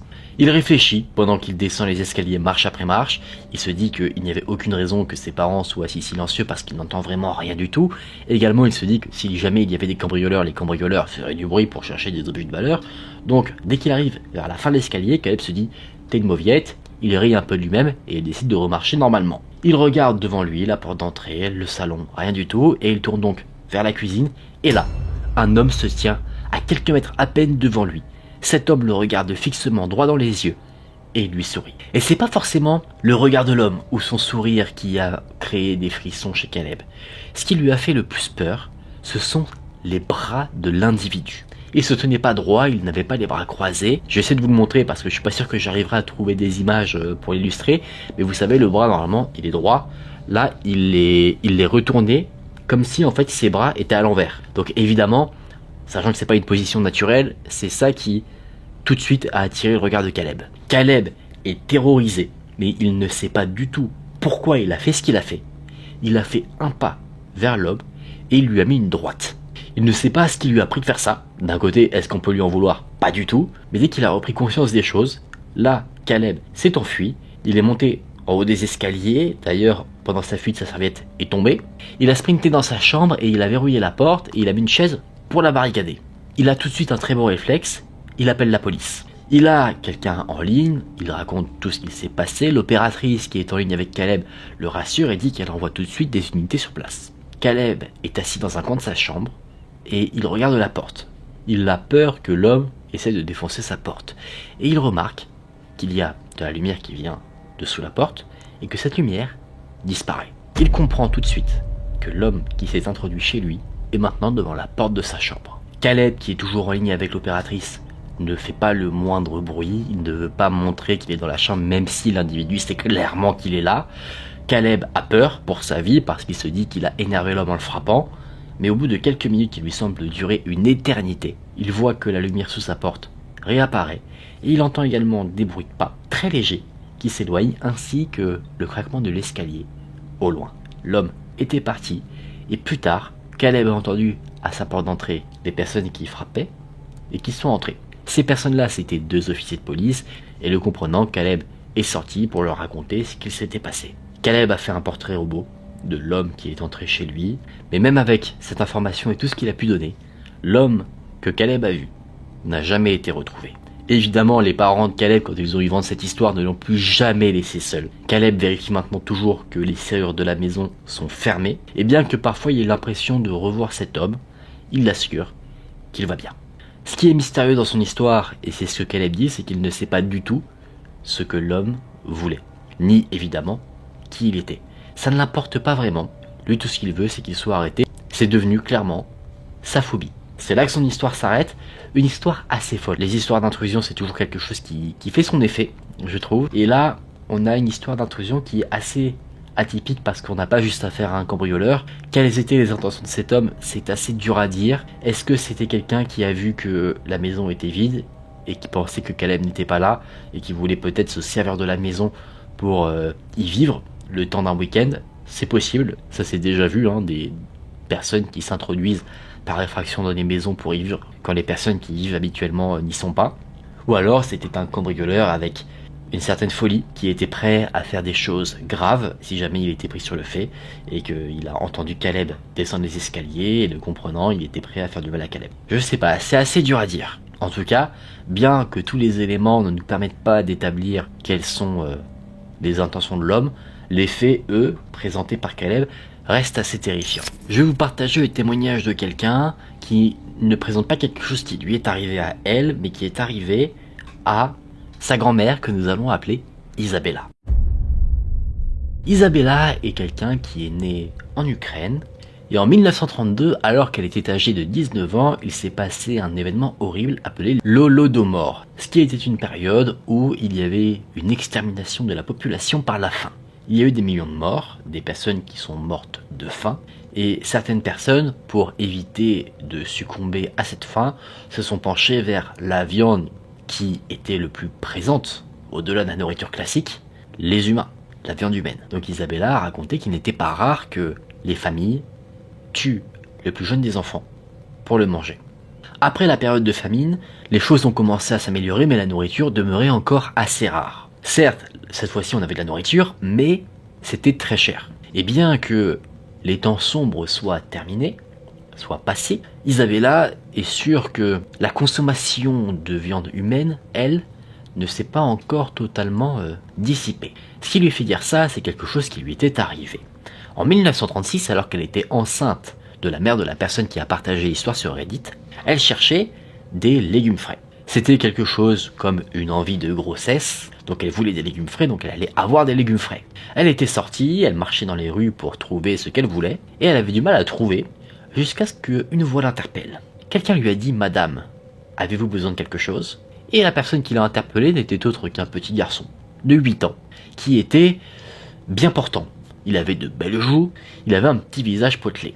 Isabella a donc dit qu'elle était à la recherche de légumes frais, et là, le jeune garçon a souri. Il a dit qu'il connaissait l'endroit parfait où elle pourrait trouver ce qu'elle désire. Ça se trouvait à quelques pâtés de maison, mais bien que déterminée, Isabella restait assez méfiante. Elle s'est donc rendue là où le petit garçon lui a dit d'aller, et alors qu'elle commence à arriver là où elle devait aller, une odeur lui pique le nez, comme si en fait elle se trouvait dans un abattoir. Elle voit une sorte de magasin, avec pas une porte mais un rideau qui faisait office de porte. Isabella pousse le rideau et s'aventure dans le magasin, et là, elle est horrifiée. Il y avait un homme et une femme. Il y avait derrière l'homme, juste au-dessus de sa tête, une étagère en bois, et sur l'étagère, il y avait une tête humaine. Il a commencé à marcher vers Isabella, et la femme, elle, a crié « Stop !» Elle a regardé Isabella, de haut en bas, et avec une voix assez déçue, elle a dit « Il sait pourtant qu'on a des normes, on ne tue pas des femmes enceintes. » Isabella suppose qu'en fait elle parlait du petit garçon. La femme continue de parler en disant « Partez, mais ne dites jamais ce que vous avez vu, parce qu'on peut changer d'avis. » Isabella n'a pas eu besoin qu'on lui répète 2 fois cette phrase-là, elle est partie directement. Quelques années après, elle a déménagé aux États-Unis, loin de cet environnement qui était, vous en conviendrez, pas le meilleur pour élever un enfant. Isabella a raconté cela à sa famille comme une anecdote parce qu'il ne lui est rien arrivé derrière. Mais si jamais elle n'avait pas été enceinte à ce moment-là, Isabella aurait très probablement perdu la vie, et son corps aurait sûrement servi pour nourrir d'autres personnes. C'est très malsain. Déjà, le jeune garçon, qui était bien portant, c'est-à-dire qu'il était sûrement bien portant parce qu'il mange de la nourriture humaine, c'est infect. La situation, pas la nourriture humaine, je sais pas, j'ai jamais goûté. Et de se dire que ce jeune garçon est complice de tout cela et qu'en fait, il est là pour mettre en confiance des personnes, pour les attirer dans un endroit, et qu'ensuite ces personnes-là se font assassiner puis dévorer, c'est horrible. Il n'y a pas d'autre mot. L'histoire se suffit à elle-même, elle est extrêmement malaisante. Dans cette dernière histoire, je vais vous présenter le témoignage d'Ethan. Ethan avait 10 ans et vivait dans une petite ville côtière qui était entourée de grandes forêts. Chacune des maisons avait des forêts qui se trouvaient autour d'elle. C'était quelque chose d'assez beau, mais de nuit ça pouvait également être assez effrayant car il n'y avait rien qui éclairait la forêt, donc la seule chose qu'on voyait au-delà des premiers arbres qui jonchaient le jardin des maisons, c'était l'obscurité. Au moment où Ethan raconte ses faits, il a 21 ans, il regrette un petit peu l'endroit où il vivait quand il était jeune, mais à chaque fois qu'il se rappelle de ses beaux souvenirs, un souvenir terrifiant vient se joindre à ses pensées. Ethan, qui était certes jeune mais assez mature, avait l'habitude d'être laissé seul chez lui. Pas pour rester tout un week-end seul comme dans une des histoires précédentes, mais si jamais sa mère allait par exemple voir sa tante ou sa grand-mère qui vivait à quelques minutes à peine de chez lui, là il pouvait rester seul. Ethan était très reconnaissant d'être pris au sérieux et de pouvoir rester seul, donc il ne faisait rien qui lui retirerait entre guillemets ce privilège. Pour lui, c'était un bon moment où il pouvait jouer aux jeux vidéo tranquillement ou regarder la télé sans être dérangé. Et de temps en temps, Ethan allait dehors pour explorer les bois qui se trouvaient juste derrière sa maison. Il n'allait jamais très loin, il ne partait pas non plus en exploration, il faisait juste quelques mètres dans la partie boisée derrière sa maison, et en fait il y avait une petite formation rocheuse, et c'était là à chaque fois qu'il s'arrêtait. Il aimait se poser sur ces rochers et regarder les arbres aux alentours. Quand il était sur le rocher, il voyait toujours sa maison, donc il savait qu'il n'était pas très loin. Ça lui donnait un sentiment de sécurité, et à aucun moment, Ethan avait un sentiment de malaise ou de peur quand il était seul dans la forêt comme ça. C'est vrai que quand on a quelque chose de rassurant en vue, on a tendance à avoir moins peur. C'est typiquement ce que Ethan vivait à ce moment-là. Donc un soir, considérant que c'est un peu le petit endroit d'Ethan, son petit endroit privé, où il est seul, Ethan se rend en haut des rochers, il escalade tranquillement pour se poser. Et alors qu'il est en haut de son petit rocher, il entend un son, mais un son qui n'est pas naturel du tout. Comme un bébé qui pleure au loin. Ethan n'est pas vraiment effrayé en entendant ce son, il est plutôt perplexe. C'est assez étrange effectivement dans une forêt d'entendre un bébé qui pleure. Il pense que son esprit lui joue un tour, qu'il confond peut-être le bruit du vent avec des pleurs de bébé, mais à force d'écouter pendant quelques minutes, il en est sûr. C'est bien des pleurs. Peut-être pas des pleurs de bébé, mais des pleurs de quelqu'un. Donc Ethan pense que c'est peut-être une jeune fille qui s'est aventurée dans les bois, qui s'est perdue et qui stresse, donc qui pleure. Ethan se dit donc qu'il va peut-être retourner chez lui, appeler sa mère pour aller fournir de l'aide à cette jeune fille qui semble en avoir besoin. Mais il se dit quelque chose qui peut être en soi rationnel. Il se dit que le temps qu'il aille chez lui, appeler sa mère, que sa mère arrive, la jeune fille pourrait s'aventurer plus loin dans la forêt et se perdre d'autant plus et ne plus être perceptible par Ethan. Donc Ethan décide d'essayer de localiser la jeune fille lui-même. Donc il quitte son rocher, il s'aventure au travers des arbres, en suivant le son des pleurs, et alors qu'il est en train de s'aventurer dans la forêt à la recherche de la jeune fille, Ethan ne se rend pas compte d'une chose dont il a pris conscience plus tard. C'est que les pleurs étaient constants. Vous savez, quand on pleure, ça vient un peu par vague. Là, c'est comme si la personne pleurait en boucle, et le son était le même, en fait. Vous savez, quand on pleure, on va renifler un peu parce qu'on a le nez qui coule, etc., etc. Enfin, vous comprenez un petit peu, vous avez peut-être déjà pleuré dans votre vie, vous voyez de quoi je parle. Là, le son était entre guillemets stable. Et plus Ethan se rapprochait du son, plus le son lui semble de moins en moins naturel et beaucoup plus mécanique. À un moment donné, Ethan arrive dans une sorte de petite clairière où il y a moins d'arbres, il y en a toujours mais moins. C'était une zone où Ethan ne s'était jamais aventuré avant. Et c'est là, dans un buisson, qu'il trouve l'origine du son. C'était pas une jeune fille qui pleurait. C'était un magnétophone qui jouait les bruits de pleurs. Ethan est assez dérangé, il pensait avoir affaire à un être humain, mais non, il a affaire à une machine. Il décide donc d'éteindre le magnétophone, et dès qu'il a éteint le magnétophone, un autre son attire son attention. Cette fois-ci, un son beaucoup plus naturel. Des bruits de pas qui s'avançaient dans sa direction, et quand Ethan a relevé ses yeux du magnétophone vers l'horizon, il a vu une silhouette assez large avancer doucement vers lui. Dès qu'il a vu cette silhouette, Ethan a décidé de prendre la fuite.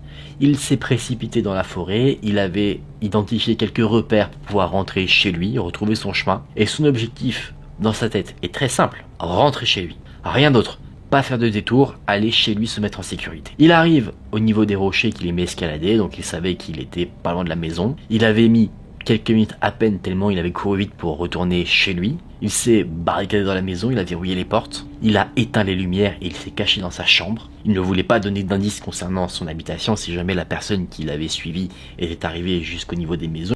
Il ne voulait pas montrer quelle maison était la sienne. Ethan a fermé les rideaux de sa fenêtre mais il est resté sur le côté, dans l'obscurité de sa chambre, donc invisible, à regarder si la personne qui avait en soi utilisé le magnétophone l'avait suivi, mais non. En tout cas, Ethan n'a rien vu. Il est resté à peu près pendant 1 heure, à côté de sa fenêtre, pensant que quelque chose allait sortir de la forêt, mais rien. Ethan est ensuite parti se coucher, assez choqué de ce qu'il avait vécu, mais épuisé suite à l'adrénaline qui avait parcouru tout son corps, et il dit qu'il n'a jamais parlé de ce qu'il avait vu à sa mère, mais ce qu'il a vécu l'a changé, parce qu'après ces événements, il n'est plus jamais allé dans la forêt seul, comme il l'avait fait, même jusqu'au niveau de la formation rocheuse qu'il aimait tant escalader. C'est là que le témoignage d'Ethan s'arrête. Encore une fois, je pense qu'on peut être d'accord sur le fait que la personne qui a surpris Ethan était quelqu'un de malsain, parce qu'à partir du moment où on essaie de duper quelqu'un avec des faux pleurs, c'est que nos intentions ne sont pas forcément très bienveillantes. Après, qu'est-ce que cet homme essayait de faire? Est-ce qu'il voulait duper un enfant parce qu'il avait vu qu'Ethan aimait se rendre au niveau des petits rochers de nuit? Peut-être qu'il l'avait observé depuis un moment et qu'il voulait l'attirer plus loin pour pouvoir l'enlever ou lui faire autre chose de très malsain. Ça, on ne le sait pas. N'hésitez pas à me dire vous ce que vous avez pensé de cette histoire. Je pense, moi, que la théorie de il y avait quelqu'un qui avait remarqué Ethan et qui voulait l'attirer loin pour l'enlever se tient pas mal. La première photo que je vais vous montrer est une photo de Robert Overacker. C'est un Américain, ou plutôt c'était un Américain âgé de 39 ans, qui venait de Camarillo en Californie, qui était un homme marié, sans enfant, s'est lancé un défi pour sensibiliser concernant la condition des personnes sans abri. Le 2 octobre 1995, il s'est rendu aux chutes du Niagara pour effectuer une cascade. La cascade sur papier est plutôt simple, mais dans les faits, elle est extrêmement dangereuse, et son histoire en est clairement la preuve. Son objectif est de sauter des chutes du Niagara en jet ski, et ensuite, une fois en l'air, de déployer un parachute pour se poser tranquillement plus bas. Nous avons d'un côté une photo, la dernière photo qui a été prise de Robert Overacker, mais également une vidéo qui montre son départ en jet ski au sommet des chutes du Niagara, et la photo montre le moment où il lâche son jet ski pour ensuite déployer son parachute. Le parachute qu'avait Robert Overacker n'était pas un parachute classique, il était censé se déployer alors que son jet ski était plus bas pour ne pas se le prendre ou alors se déployer trop tôt alors qu'il était encore accroché au jet ski, ce qu'il y a eu un dysfonctionnement, le parachute ne s'est pas déployé. Donc Robert Overacker a fait une chute devant son frère et un ami qui étaient témoins de la scène. Dans un premier temps, on pense que Robert a survécu à sa chute, parce qu'on le voit dans l'eau à la base des chutes du Niagara et ses bras semblent se mouvoir comme s'il nageait, mais ce n'était pas le cas du tout. Robert Overacker a perdu la vie et c'était simplement le courant de l'eau qui lui donnait ce mouvement de bras. Il a été transporté à l'hôpital et immédiatement il a été déclaré mort. Une des personnes à l'hôpital qui a vu le corps du cascadeur a dit que ce qu'il est resté du corps, l'impact que la chute a eu sur le corps, c'était comme si en fait Robert Overacker était tombé directement sur le sol, un sol en béton, alors qu'on aurait pu penser que en tombant dans l'eau ça aurait amorti la chute, mais je sais plus à partir de combien de mètres d'altitude. Si on fait une chute, je crois c'est peut-être 30 mètres de hauteur, quelque chose comme ça. Si on tombe dans l'eau à plus de 30 mètres de hauteur, l'eau n'amortit rien du tout, l'impact ce sera le même que si on tombait sur un sol en béton. Cet homme était la 15e personne décédée dans les chutes du Niagara, décédée suite à une chute. On ne compte pas dans ce nombre-là ceux qui ont pu mourir de noyade. Là, on va avoir pas une, mais plusieurs photos. Des photos qui montrent une expérience. Pour ceux qui aiment bien ce genre d'histoire, c'est une expérience qui ressemble un peu à l'expérience de Milgram. Vous savez, c'est le type d'expérience où on teste un petit peu quels sont les résultats d'une autorité sur le comportement humain. Dans l'expérience de Milgram, en gros, on faisait souffrir un être humain et une autorité disait « t'inquiète pas, on gère ». Et du coup, la personne qui faisait souffrir l'être humain le faisait souffrir de plus en plus parce qu'il se disait, la responsabilité, elle ne tombe pas sur moi, elle tombe sur la personne qui me dirige. Là, on a un petit peu le même truc, mais c'est pas dans le contexte scientifique. On a ça dans le contexte des prisons. Un professeur de l'université de Stanford, le professeur Zimbardo, se lance dans une étude assez particulière. Il veut savoir si l'environnement carcéral impacte d'une part le comportement des prisonniers, mais également le comportement des gardiens. Et comme pour toute expérience, il a besoin de volontaires, donc il passe une annonce dans les journaux pour recruter des étudiants, et au hasard, des étudiants sont désignés comme étant des gardiens et d'autres sont désignés comme étant des prisonniers. Tout un complexe est mis à disposition, on crée une fausse prison, on ne prend pas une prison qui est déjà existante, et déjà dès le début de l'expérience, les choses se passent de manière assez particulière. Les personnes qui ont été désignées comme gardiens, eux, ont été briefées un jour avant que l'expérience ne prenne vraiment place, on leur a donné un uniforme, comme ça, ils étaient entre guillemets non identifiables. Tous les gardiens étaient habillés de la même manière, il n'y avait pas de distinction en termes de vêtements. Le chef des opérations, le professeur Zimbardo, était un peu le directeur de cette prison fictive, et les prisonniers, eux, ont eu une assez grosse surprise le premier jour de l'expérience. Le 15 août 1971, tous ceux qui ont été désignés comme prisonniers ont été arrêtés par la police.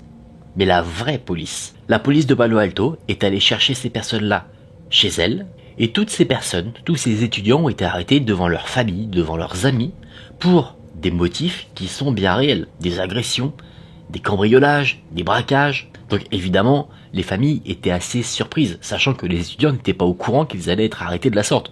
Eux, ils pensaient qu'ils allaient se pointer devant la fausse prison, qu'on allait les briefer, et que tout allait se passer vraiment d'une manière très bien encadrée. Les faux prisonniers ont subi le même traitement que de vrais prisonniers. C'est-à-dire que le processus d'admission dans cette fausse prison était le même que dans une prison bien réelle. On leur a demandé de se mettre totalement nus pour fouiller leur corps, leurs orifices, pour voir s'ils ne cachaient pas d'objets, alors que c'était des étudiants. Ils n'allaient pas en prison contre leur gré parce qu'ils étaient volontaires, donc évidemment que non, ils n'avaient pas prévu du tout de faire ce genre de choses. Contrairement à ce qu'un prisonnier enfermé contre son gré aurait pu faire. Donc déjà on peut se dire que vivre ce genre d'événement, alors qu'en plus t'as rien fait, ça peut déjà créer un petit traumatisme. On retire l'identité des différents prisonniers, maintenant ils ne sont plus par exemple Robert José, ce sera détenu 814. On les met ensuite dans des cellules qui sont très inconfortables, on a voulu reproduire une prison du mieux possible, donc on n'allait pas leur mettre non plus une chambre d'hôtel, les vêtements sont très inconfortables, et on leur met des chaînes autour des chevilles. Pour une étude scientifique, c'est assez inquiétant de voir à quel point la chose a été faite de manière réaliste. On leur présente les règles de la prison, quand ils vont manger, ce qu'ils peuvent faire, etc., etc. Et dans chacune des cellules, il y a plusieurs prisonniers. Donc à partir de là, l'expérimentation commence. Et déjà, dès le deuxième jour d'expérience, les choses commencent un petit peu à capoter. Les détenus se rebellent. Ils se rebellent non pas parce qu'ils en ont marre d'être prisonniers, ils se rebellent parce que sans raison, les gardiens, donc d'autres étudiants, les réveillent à coups de sifflet, à coups de matraque sur les barreaux. Donc pour se venger de ce mauvais traitement sans raison, les faux prisonniers décident d'arracher leur numéro de prisonnier, ils décident de ne pas se rendre dans le réfectoire pour manger, ils décident de ne pas respecter ce qu'on leur dit, et donc, comme dans une réelle prison, les faux gardiens réprimandent les faux prisonniers, c'est-à-dire qu'ils les frappent avec leur matraque, ils leur retirent leurs vêtements, ils enlèvent leur matelas, et la personne qui a un petit peu organisé cette rébellion est envoyée au trou. C'est-à-dire dans une pièce, entre quatre murs, sans lumière, sans rien. C'est assez fou de voir comment certains se prennent un peu trop au jeu. Le troisième jour, avec toujours cette rébellion en tête, les gardiens décident de faire deux groupes. Ceux qui se sont rebellés et ceux qui étaient un peu moins présents pendant cette rébellion, qui n'y ont pas trop pris part. Ceux qui étaient moins impliqués ont été récompensés, ils ont eu des cellules un peu plus confortables, et les autres, eux, on leur a retiré vêtements, matelas, vraiment on leur faisait vivre un enfer. Mais au bout de 12 heures, à peu près une demi-journée, les personnes qui étaient récompensées ont été ramenées avec les autres, ce qui a créé quelques tensions. Les prisonniers qui avaient participé à la rébellion et qui avaient donc été punis pour ça, étaient mécontents que ceux qui aient quand même participé mais un peu moins, aient été récompensés et eu un traitement de faveur. Et toujours, les gardiens abusaient de leur pouvoir. Ils empêchaient les prisonniers d'utiliser leurs toilettes, les obligeant à utiliser des seaux dans leurs cellules. Les faux prisonniers se faisaient également humilier.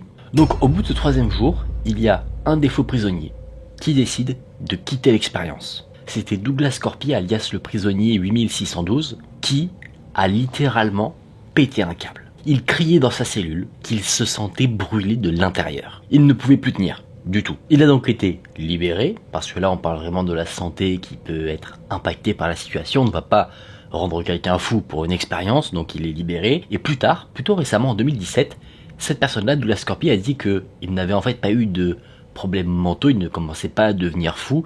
En fait, il a simulé un problème mental parce qu'il avait des examens un peu plus tard qu'il voulait réviser. Et en fait, en s'engageant dans cette expérience, on lui a dit « T'inquiète pas, tu pourras réviser dans la prison, il n'y a pas de souci, c'est pas une vraie prison, tu pourras quand même le faire. Cette expérience ne doit pas impacter non plus ta vie parce que rater les examens, ça peut avoir un impact quand même. » Mais, une fois qu'il était en prison, les gardes lui disaient « Non, non, tu révises pas. » Donc, pensant qu'il allait potentiellement rater ses examens à cause de ça, il s'est dit « Ça en vaut pas la peine, autant partir. » Et d'où cette simulation de crise mentale qui l'a ensuite fait partir. Le professeur en charge de l'expérimentation, il s'est pas dit qu'il allait amoindrir cette crise mentale, parce que lui, au moment des faits, il se dit que vraiment, là, il y a un problème, donc il ne voulait pas causer non plus la folie chez quelqu'un. Donc, il n'a pas cherché à comprendre si c'était vrai ou faux. Pour lui, il s'est dit, il y a un petit souci, on le fait partir. Le 4e jour, le comportement des détenus continue de changer. Certains remarquent que les gardiens font des faveurs envers certains, alors qu'avec d'autres, pas du tout. Donc il commence à y avoir des petites tensions entre faux prisonniers, il commence à y avoir de la méfiance, certains pensent que un tel ou un tel sont en fait des sortes d'indices qu'ils vont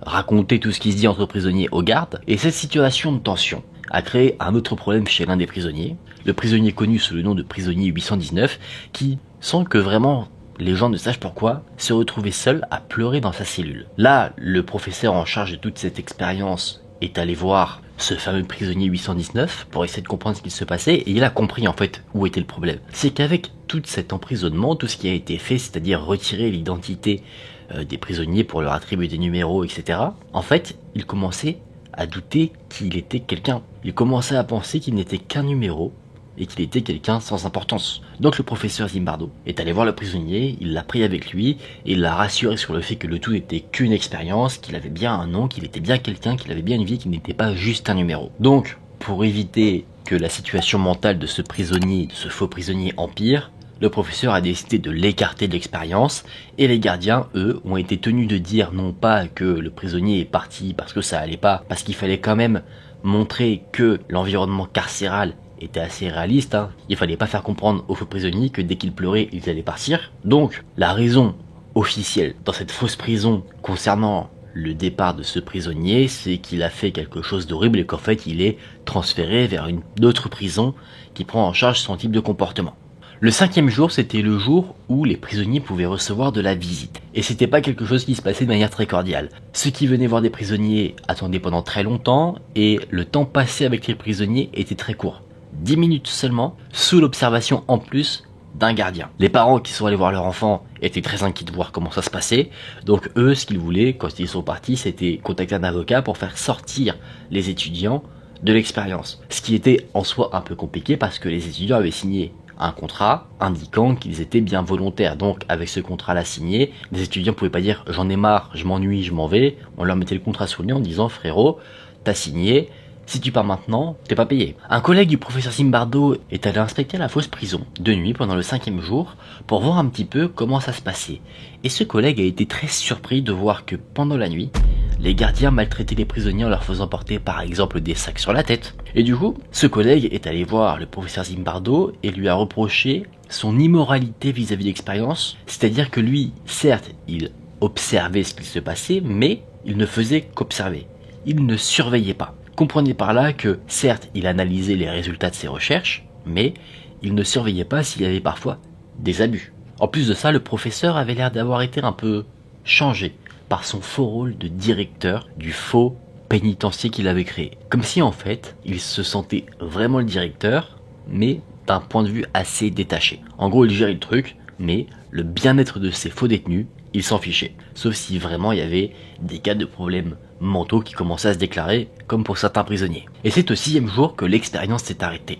À cause de l'inquiétude des parents, des remarques faites par le collègue de Zimbardo et également une fois qu'il s'est penché un petit peu sur ce qu'il voyait, c'est-à-dire en voyant que la brutalité des gardiens n'était que croissante au fur et à mesure des jours, là le professeur s'est dit, on arrête tout. L'expérience devait de base durer 2 semaines, 14 jours. Finalement, elle n'en a duré que la moitié. Donc, le professeur réunit prisonniers et gardiens pour leur dire que l'expérience est maintenant finie. Il y a eu des débriefings pour savoir les ressentis des uns, les ressentis des autres. Et ce qui est ressorti de toute cette expérience, en fait, c'est pas grand chose. Le seul truc qui est plutôt ressorti, c'est que par exemple la brutalité des gardiens ne venait pas du fait que c'était des gens violents individuellement, c'est l'environnement de la prison, de fait qu'ils étaient gardiens et du coup ils avaient cette autorité un peu supérieure qui leur disait vous devez surveiller les détenus, qui a fait qu'ils étaient très violents, sadiques envers les détenus. Par exemple, ce qui a été montré, c'est que les gardiens étaient beaucoup plus entre guillemets malveillants envers les détenus quand ils étaient observés. Donc on retrouve ce truc un peu comme pour l'expérience de Milgram,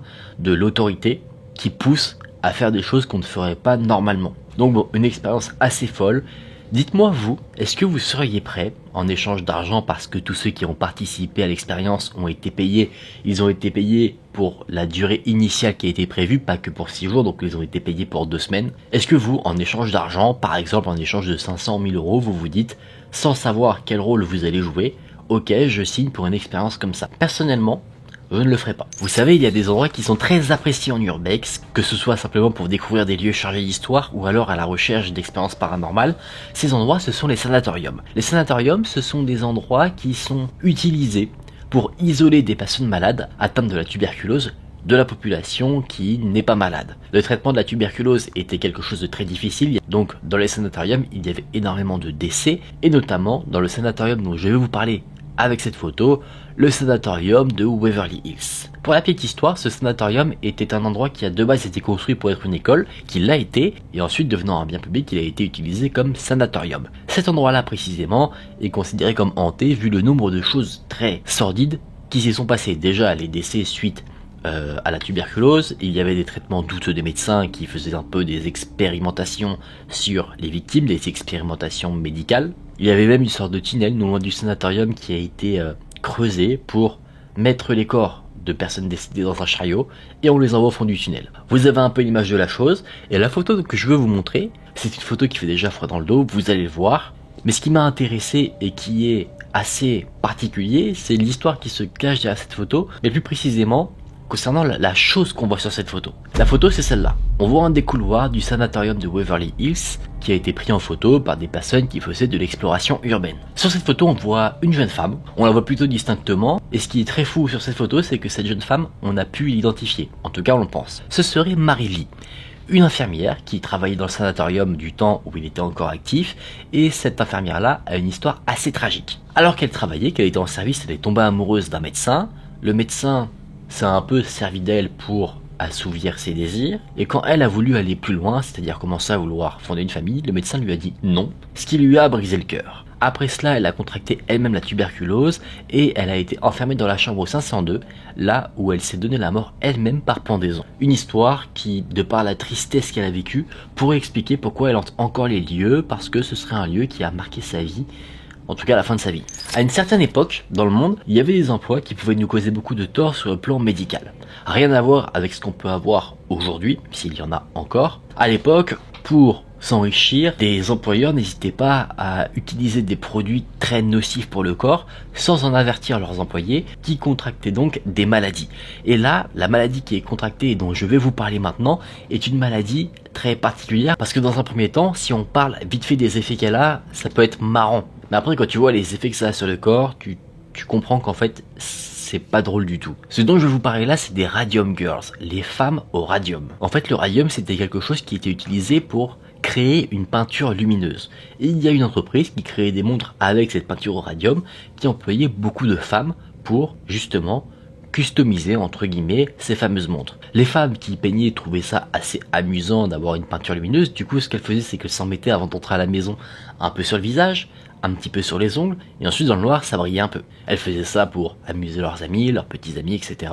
C'était vraiment de base bon enfant de voir l'utilisation de ce produit, et c'était quelque chose qui était très agressif. On ne s'en rendait pas compte dans un premier temps, mais les employeurs encourageaient les femmes par exemple à lécher un petit peu le bout du pinceau qu'elles utilisaient, vous savez, parce qu'un pinceau ça a le poil dur, il faut le tremper un peu pour qu'il s'assouplisse et qu'on puisse s'en servir.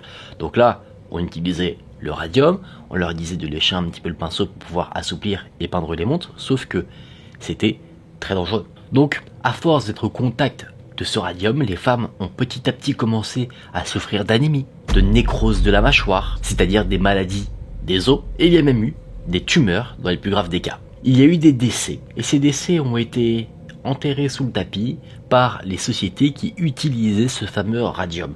Ils disaient aux médecins, tais-toi, on te paye, on te fait un pot de vin pour que le secret ne soit pas divulgué. Donc, pour éviter que l'affaire s'ébruite, on attribuait les morts à cause de cet élément-là, utilisé pour faire des montres par exemple, à d'autres maladies qui étaient courantes à l'époque, c'est-à-dire aux alentours de l'année 1920. Finalement, il y a eu un procès qui a mis un peu de temps à arriver parce qu'aucun des avocats ne voulait s'attaquer à des entreprises puissantes, donc il fallait en trouver un qui avait assez de courage pour le faire, et finalement le procès a été gagné en faveur des personnes qui avaient survécu à ce contact avec le radium. On pense que la dernière personne qui est décédée et qui fait partie de ce mouvement des Radium Girls est décédée en 2014 à l'âge de 107 ans. On peut se dire mais ça va totalement à l'encontre de tout ce que j'ai pu dire jusqu'à présent, mais cette femme a assuré qu'elle n'avait été en contact que pendant quelques mois avec le produit nocif et qu'elle ne l'avait jamais ingéré ou qu'elle ne se l'était jamais posé dessus.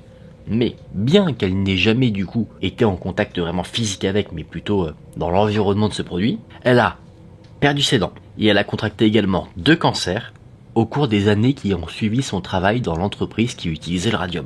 Et cette personne-là n'avait pas touché le produit en lui-même. Donc imaginez un peu la souffrance qui a pu arriver à toutes les femmes qui se sont mis sur les ongles, qui l'ont utilisé sur la peau de leur visage. Elles ont dû connaître des souffrances horribles, comme le témoigne la photo que j'ai pu vous présenter. Voici Lina Bedina, une jeune fille qui avait 5 ans en 1939 et qui se trouve être la plus jeune mère de tous les temps, car c'est à 5 ans qu'elle a donné naissance à son enfant.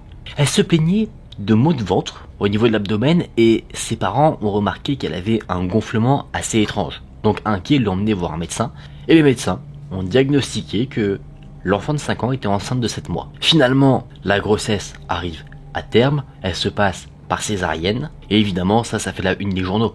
Comment est-ce possible qu'une jeune fille de 5 ans ait un enfant? J'entrerai pas dans les détails de l'aspect médical de la chose, de l'aspect scientifique de comment c'est possible. Grosso modo, c'est que la jeune fille a une puberté vraiment très précoce.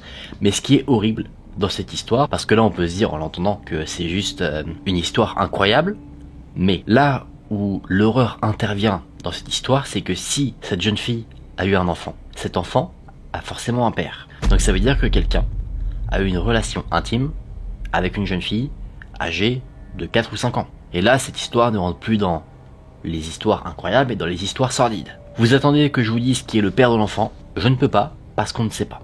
La jeune fille, même à l'âge adulte, n'a jamais voulu dire qui était le père de son enfant. Des suppositions ont été réalisées concernant son propre père à elle, mais manque de preuves. Donc manque de preuves, bien qu'il avait été emprisonné, il a été relâché derrière. Donc qui est le père de l'enfant? Qui est quelqu'un qui a commis un acte horrible? On ne le sait pas.